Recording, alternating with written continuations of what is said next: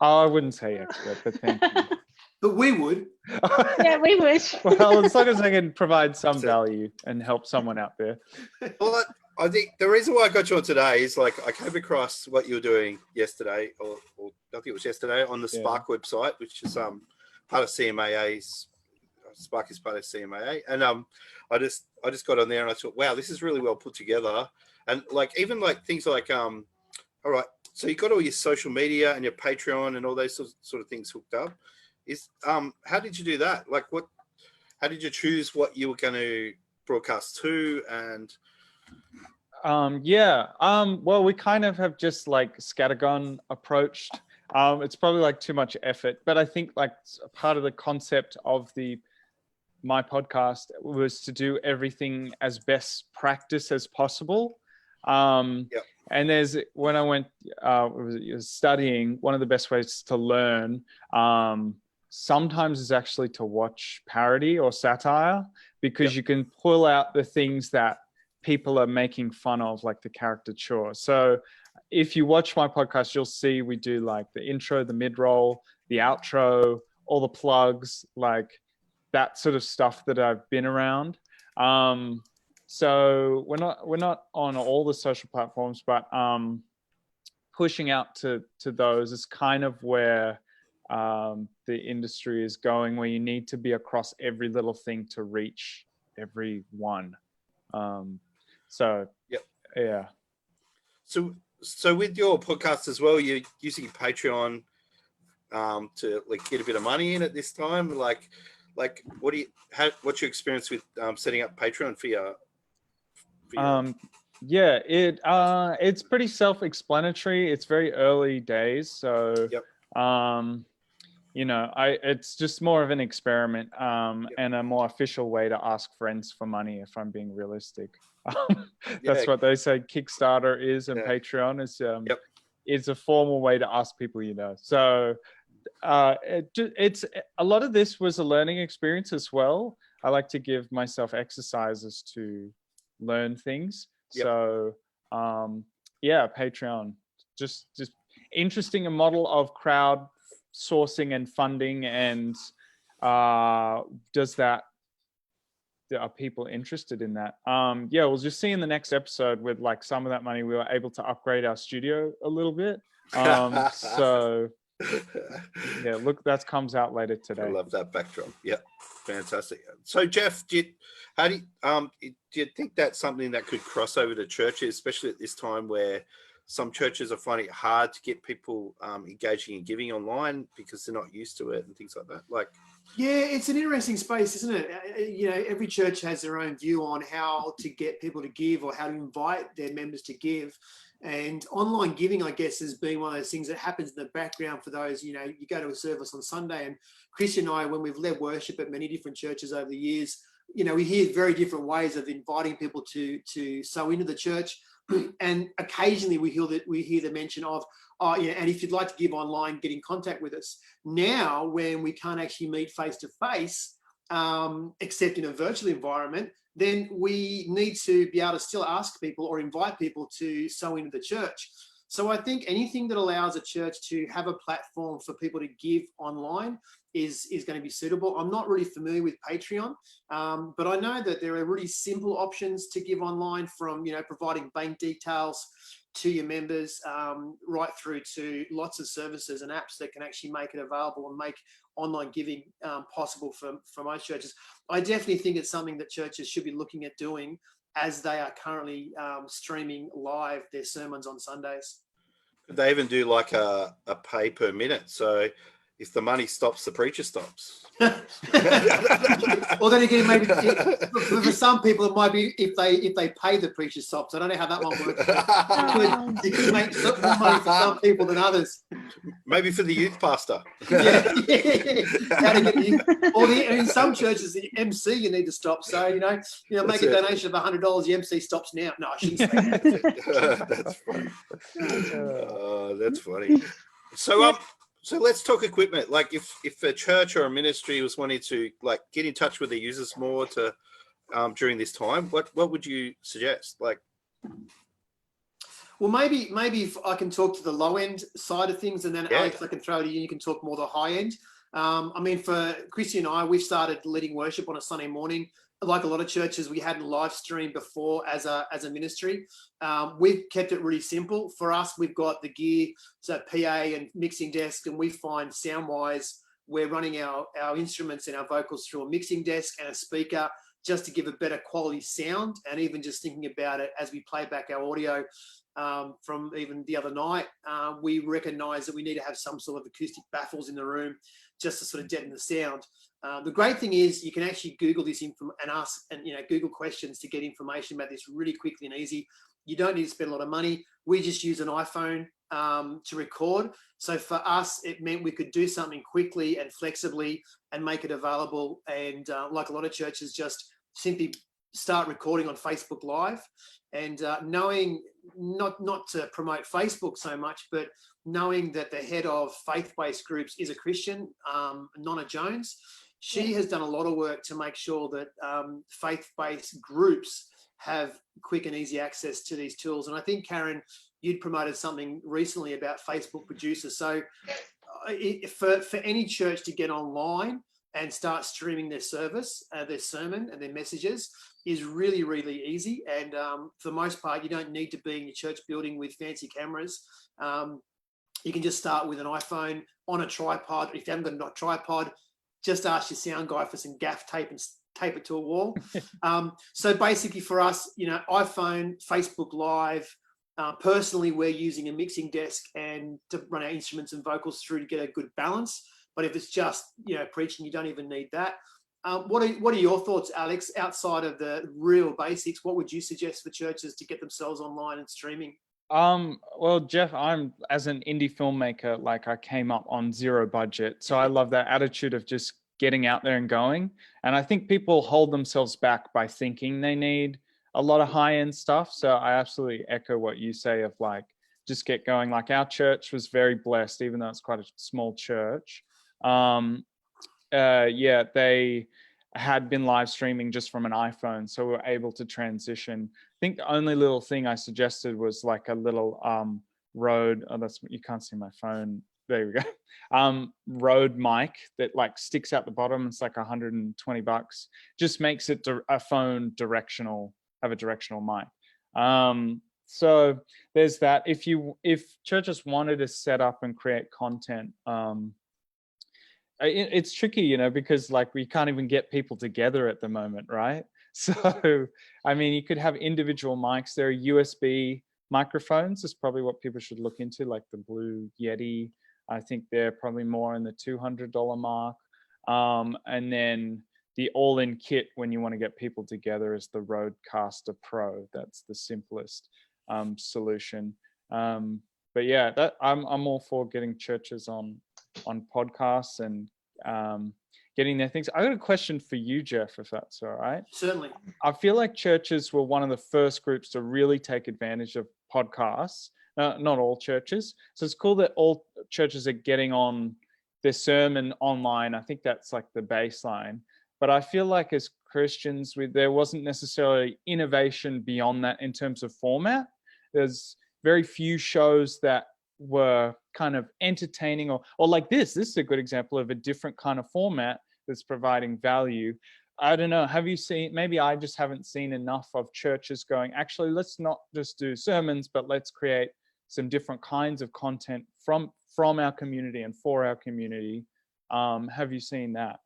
Actually, I have. I know one church, I'm based in Newcastle, one local church have started a midweek message from their senior pastor, which I thought was great. I know another local church, they're doing their Bible studies or their connect groups via Zoom, just like this. Oh, yeah. So I think we're just starting to see the cusp of some creativity. But in terms of content, I think that you're right. I guess the traditional model of a podcast for a church has been, I record my sermon, I put it online somehow, and then people listen to it through the week. And that I think harkens back to the days when we used to have the CD. We'd record the message on a CD We burn a dozen copies off it. We give it back to church the next week. So things have evolved from CD recordings, maybe even from attending church originally. You'd attend church, you'd hear a message. The next step was you'd attend church sometimes and get last week's message because you missed it on CD and play it in the car. So then we've got this, we all have our devices, our mobile phones, which can stream content from a website, which became podcasts. Now you can stream it from a podcast provider. I think it's actually quite exciting seeing that churches have gone, oh, we can get our message out online and we just have to have a phone and do it.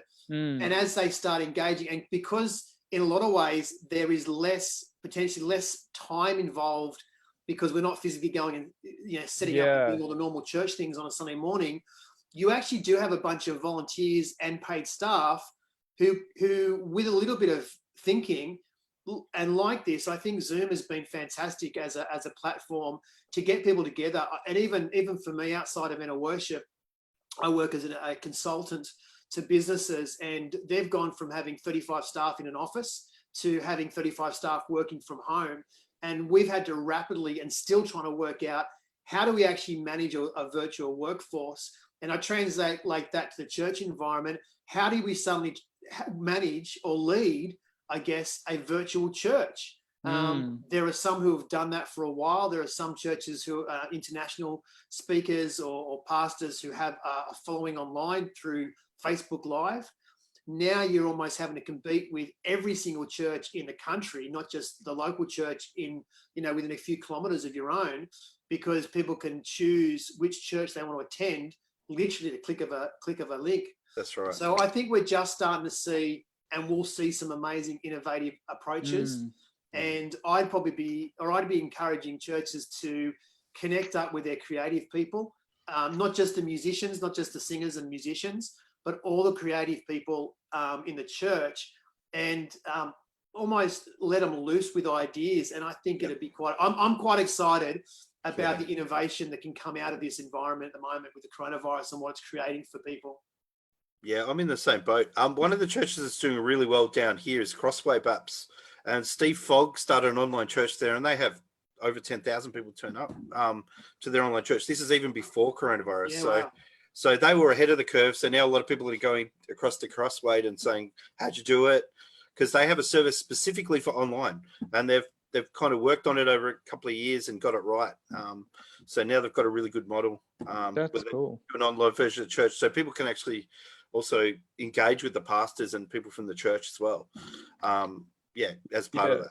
I think that's key as well, Chris, is engaging with the pastors. Something that I'm worried about and think about in this time is there's going to be a content boom, because everyone's got time. Everyone wants to make content, but there was already so much content before this. What we're lacking is community now. So how do we make content serve community and like real connection? And I think there's a debate going on that'll settle in a few weeks of whether churches pre-record everything and then send it out all live stream. And I think having the live element means there can be interaction. So I think that part of the innovation will be how do we make content mean that we're still connecting with one another and not just consuming. Yeah, I think that's a huge deal for churches, especially at the moment. I'm looking at some of the US church operations groups, and they're going, what's everyone doing for church this Sunday? And the response is, why are you waiting till Sunday? Like, why do you need to wait? Like, why does it have to be Sunday? Everyone's at home right now. Get some content online right now. Like, go out there, go do something. And everyone's bored. They're just watching Netflix or scrolling through Facebook. So grab their attention while you can. That's it. And I mean, Palm Sunday's coming up, so everyone's kind of focused on one of the big days of the year. So like a few jokes around, like wash your palms Sunday and all that sort of thing. But like, I was going to do a poster for it. It was like wash your palms Sunday. Like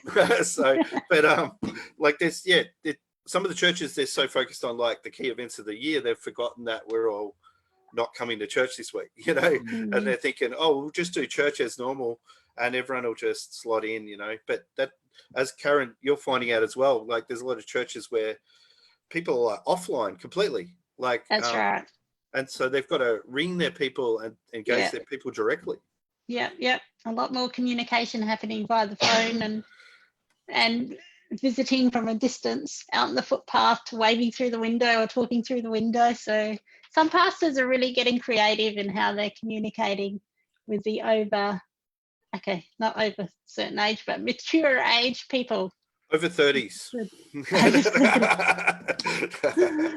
I'm still 21, so I'm over 30s is considered mature age. I'm a senior citizen at almost way 45. Old So people.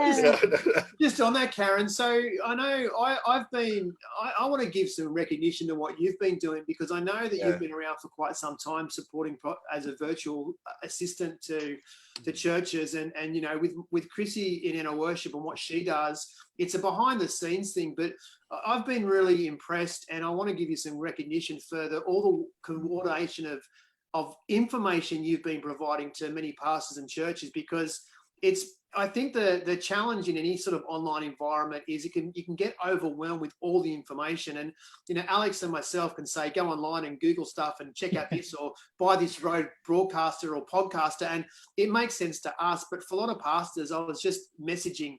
When I say talking, I was going to say not really talking, but messaging on Facebook about them getting set up. And he hadn't even got a Facebook page created, let alone ready to Facebook stream. So there's been a few pastors that we've actually said, hey, go and check out Church Support Australia, because it's been great seeing all the coordination of information that you've provided. And I think it's been a really amazing service for a season, Karen. So all the work you've been doing in the background that people probably aren't aware of, I just wanted to say it is recognised. And I know you sort of commented around about, you know, people not spamming pastors with sales emails, and it's a great reminder, because a lot of people, a lot of ministries, a lot of, you know, sort of para-ministries and a lot of organizations would be taking advantage of a locked away audience. But I think the key is what you're doing is sharing information that's of value and of help, and letting people make the decision, because they can just go through and stream or scroll through the information you've got. So thank you for providing that information to so many churches and just making it available. It's been great. It's been a pleasure, actually, and I've been doing it since 2011. So when the coronavirus came, it was nothing different to me, but the different thing that's really impacted me with the coronavirus is emotionally talking to pastors and how they're feeling, going through feeling alone and not knowing what to do, and if they do something they might get crucified for it. So so that's the only new thing that's come, that's been a learning experience for me. And I've been years ago, I was a chaplain in the Women's and Children's Hospital in Adelaide, so I've kind of rebrought those skills to my mind and tried to use those tools in reaching the emotional level of pastors. So, but yeah, I love working with pastors. Couldn't do anything else. You're really good at it too, Karen. Like I mean, everyone I talk to is pretty much piling into your groups on Facebook just to find out like where to even turn and look. So yeah, I mean, keep it simple. Yeah, is the tool. Because these women and men they're focused on ministry. They're not focused on technology, or they don't know how to pivot on the spot. Like they don't know where can I get a webcam, like, or where can I, like, even basic things like, or what can I use? And you're like, when Steve Fogg and some of these other experts, you gather them into your groups, you're actually bringing their sort of knowledge into your group, so that pastors can know, hey, you don't need like a 4K camera shooting your church service as a starting point. Online, you can use your phone, like, and just set up on a bandstand, push record and go, you know. Gaff tape, remember gaff tape. Gaff tape. Yeah, that's right. Yeah. Oh, that's it. that stuff's been around for years. I know. That's it. And it's like, it's a great tool for my kids when they're being schooled at home, when they I just gaff them to the floor and they don't move too far away from their laptops and computers. It's a great tool for many things. Hang on, was that being recorded? Yeah, yes. I was going to say, for many years, before we had kids, I had this idea for industrial Velcro for parents. Like just putting on the wall, like, the human fly thing that used to put the suit on and jump on. I thought that'd be great for kids, just to put a belt around them, have a wall of Velcro, stick them on, come back half an hour later. Yeah. So many opportunities right now, aren't there? Gaff tape for toilet paper, gaff tape for kids. Oh, that's it, mate. Gaff tape everywhere. So yeah, so that's great. All right. So just to wrap up, what would be a couple of tips for pastors out there that are, what could they grab and do stage one? Like, should they just jump online and go for broke, or should they practice a little bit, or what would you recommend, or who would you talk to, like, or where would you start? I would suggest starting working out what you want to say, and make sure you have something valuable to bring and know who you want to reach. I think pastors, they already have a great starting point, which is like they have an audience who are ready and perhaps missing or waiting for God's word presented in a message, or even just connection. So I think definitely practice. Definitely look into the camera. I think I've seen some memes going around of pastors preaching like this, and then it's like, we know there's no one in the audience, pastors. So like, it is a skill and a bit of to present to no one and pretend someone's there, and that's actually very valuable to keeping people's attention and being engaging. I mean, in terms of video, but if it's pure audio as well, and assuming that there's a similar art to making sure you're making people feel like you're talking to them, and think about different things and get creative, like Geoff was saying. Like, could you interview some of your congregation, see what God's doing in their lives, or how they're caring for their community and loving people. It doesn't just have to be the Sunday sermon. And then on a purely practical level, just make sure you're in a quiet room and get some sort of microphone, or at least use this and listen back to it. Preferably not while someone's mowing the lawn, which was how we started this podcast at my house. So very true. So how about you, Geoff? Have you got any tips? Yeah, I agree with Alex. I think firstly, don't exclude the audience you already had before before coronavirus, and remember that there's probably a bunch of people who they may be on Facebook, but they may have no idea how to actually watch your Facebook live stream. So remember to educate people. If you don't know how to educate your church on how to connect with live stream, well, jump over to Karen on Church Support Australia and there's lots of information to help you there. And I think one of the things that Chris and I picked up on is for the churches that we're doing podcasts for, you can take your video stream and you can actually take the audio from that into a podcast. So where possible, what we were thinking is try and create as much around the normal way of doing things. So if your church normally has a podcast, don't stop that because you're only doing live stream. Yes, you can go back and look at the live stream later through the week, but you'll have a lot of people who will be used to listening to the podcast through the week. So don't exclude those members because you've done something different. So it's actually not that complicated to take your video live stream and take the audio out of it and turn it into a podcast. Yeah. And I mean, one of the other things is like one thing me and Karen learned today is like you two, you've got amazing backgrounds behind you. And like, I've just pulled a couple of curtains and we're just sitting in the room. I mean, Geoff, you're just in your wardrobe there, but can I just be honest? I was making a joke. I was trying to give you, here's my office and all our staff have gone home. My staff is my wife and my two kids. They're upstairs. So technically they are working from home. But like, I guess that's a really good point is if you're embarrassed by your lounge room, it's actually really easy to change the background settings. And if you really want to be honest with your people, look, there you go. I'm in my office. There's no fancy tile behind me. There's just a guitar and a printer. But I guess the point is, it's actually something that's really easy, to be somewhere else. I thought I might just jump over to San Francisco. And then, so like these, we joke about it, but the reality is it's actually so easy to do something simple. Yep. But if you don't know how, there are also lots of people who are really happy to help you out and give you advice. And again, like that's again credit to Karen, who's been coordinating a lot of that information. So to any church out there who's struggling with how to, you know, do church in this online environment, reach out and ask for help, because there are lots of people who are happy just to have a chat and share ideas and come together as a body. It's not just about one church on Sunday in a building or in a lounge room. It's about all of us connected. That's it. Mm-hmm. That's it. All right. Well, I think that's our chat for today. Thanks guys for coming to talk to us. Alex and Geoff, it's been really great. And yeah, we'll put some links down below for what these guys are up to. And yeah, go talk to Geoff and Chrissy if you've got a church and you need some help.